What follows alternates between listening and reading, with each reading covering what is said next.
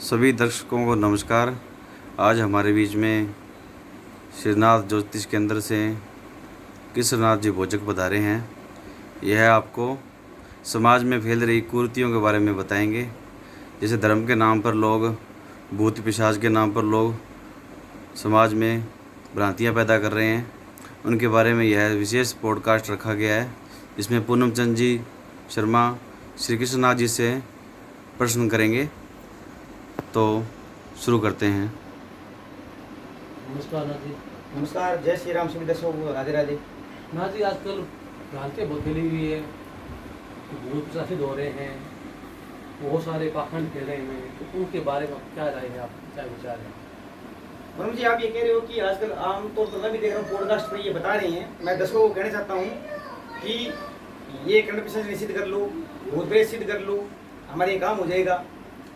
मानते हैं ये चीज सभी होती है, हवा होती है, वायु होती है, जिस वायु से हम जी रहे हैं, जो मानव सांस ले रहे हैं, जिस वायु से हम जी रहे हैं, हवा होती है, लेकिन वो दिखती नहीं है। मानते हैं भूत पिशाच होते हैं, ये दक्षिणी होते हैं, लेकिन सभी भगवान शिव जो निराकार है, भगवान शिव और राम जी के चरणों में बैठते हैं। जो ब्रह्म पिता है राम भगवान सीता माता, भगवान शिव पार्वती, तो सबको तो मोक्ष देने वाले भगवान शिव पार्वती माता राम भगवान सीता माता है ना। तो मैं ये कहना चाहता हूँ पूनम जी कि आजकल पॉडकास्ट में बताया जा रहा है कि किसी ने कर्ण पिशाच निषिद्ध कर दी। कोई कहता है कि हमारे कानों में आगे कोई बात बोल देता है और वो सिद्ध हो जाती है। कोई कर्ण पिशाच नाम की कोई ऐसी चीज है। कोई कहता है कि हमने यक्ष यक्षिणी और गंधर्व सिद्ध कर लिए, जबकि ये सभी तो भगवान शिव के चरणों में बैठते हैं और भगवान शिव निराकार है, साकार है, वो सबको मोक्ष देने वाले हैं। ये भी सभी, मैं आपको बता देना चाहता हूँ कि सभी देवता, ऋषि मुनि, 33 करोड़ देवता, ये बात संत भी कहते हैं। हमारे बड़े बड़े हिंदुस्तान के जो नाथ का धुआं तपते हैं, शिवलिंग तपते हैं, और संतों की और गाय माता के वजह से धरती तप रही है। भाई संतों और गाय माता के वजह से धरती खड़ी है। क्यों? संत भूमि पर तप कर रहे हैं, वो तप रहे हैं। इस भूमि को संत, गाय माता और ब्राह्मणों ने संभाला हुआ। नहीं, यहाँ पे इन चीज़ों को न मान के, संतों की बातों को न मान के लोग भूत पितरों, यक्ष यक्षिणी, कर्ण पिशाचनी के भ्रांतियों में पड़े हुए हैं, जबकि ये खुद मोक्ष मांगते हैं। यहाँ तक कि 33 करोड़ देवी देवता भी मोक्ष मांगते हैं। तो यहाँ पे मैं पूनम कुमार शर्मा जी और राम कुमार शर्मा जी आपके द्वारा दर्शकों को क्या कहना चाहता हूँ कि आप इस भ्रांति से बाहर निकले, क्योंकि कोई भी भूत प्रेत यक्ष यक्षिणी किसी को मोक्ष नहीं दे सकते, न भगवान शिव के चरणों में भक्ति दिला सकते हैं। ये तो स्वयं मोक्ष मांगते हैं। भूत प्रेत यक्ष यक्षिणी स्वयं मोक्ष मांगते हैं।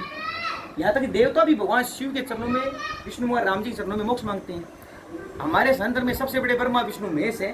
मैंने बताया अभी भगवान शिव निराकार है। आप उनकी भक्ति करो, आप उनकी भक्ति करोगे तो आपको तंत्र लगाने की जरूरत ही नहीं पड़ेगी।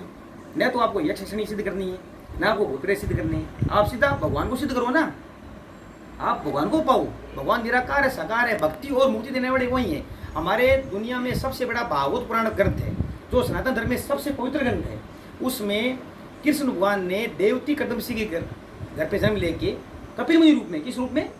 देवती ऋषि जो तपस्वी संत थे, और देवती और कदमसी घर पे जन्म लेके सांख्य शास्त्र बताया था। क्या बताया था? सांख्य शास्त्र, कि मुझे पाने के लिए सिद्धि भी नहीं आनी चाहिए। क्या नहीं आनी चाहिए? मुझे पाने के लिए हमारे बीच में क्या नहीं आनी चाहिए? राम कुमार जी, सिद्धि भी नहीं आनी चाहिए। क्या समझ शर्मा जी, क्या कह रहा हूँ मैं? आप मेरी बात समझ रहे हैं भाई? भगवान कृष्ण कुमार कहते हैं कि मैं एक ब्रह्म हूँ, मुझे पाने के लिए किसी भी सिद्धि की आवश्यकता नहीं है, क्योंकि मेरे चरणों को पाने के बाद में, कृष्ण कुमार कहते हैं, ये बात कृष्ण कुमार ने अर्जुन में कही है 1 से 18 अध्याय तक, विराट अध्याय। आप पूछोगे विराट अध्याय कौन से है? 11 अध्याय, जिसमें विराट विश्व रूप दर्शनी, 11वां अध्याय, जिसे हम संस्कृत में बोलते हैं 11 अध्याय विश्व रूप दर्शनी। उसमें अर्जुन को कृष्ण कुमार ने विराट रूप में ये बताया है कि वो 2 अश्विनी कुमार जो धरती संभाल रहे हैं वही मैं हूँ, जो कृष्ण कुमार के चरणों में बैठते हैं। सभी भूत पितर देवता, गरम गरम भोजन करने वाले पितर भी मैं हूँ। सभी वंशजों के जो पितर है वो भी मैं हूँ। अर्जुनों में अर्जुन मैं हूँ। कुंती के और पांडवों के, कौरवों के जो पुत्र है वो भी मैं हूँ। कौरव भी मैं हूँ, पांडव भी मैं हूँ। सभी आत्मा का मैं क्या हूँ? आत्मा राम। क्या हो रहा हूँ कुमार जी? आत्मा राम। ये बात कृष्ण कुमार ने अर्जुन से भी कही है, और 18,000 श्लोक वाली, जिसमें 12 स्कंद और 18,000 श्लोक वाली भागवत गीता में कही है। सुखदेव जी महाराज ने परीक्षित महाराज से, जिन्होंने भागवत पुराण लिखी है, सुखदेव जी परीक्षित महाराज से पूछे है। परीक्षित महाराज पूछ रहे हैं सुखदेव जी से कि यहाँ पे सांख्य शास्त्र में कृष्ण कुमार ने देवती कदमसी घर पे जन्म लेके पवित्र रूप में क्या उपदेश दिया था? उन्होंने बताया था कि भौतिक चीजों को जब तक हम चुनेंगे तब तक भगवान को प्राप्त नहीं कर सकेंगे। अब ये जो भूत प्रेत यक्ष गंधर्व है, ये क्या भौतिक है? ये यही रह जाएगी, हम भी यही रह जाएंगे मनुष्य।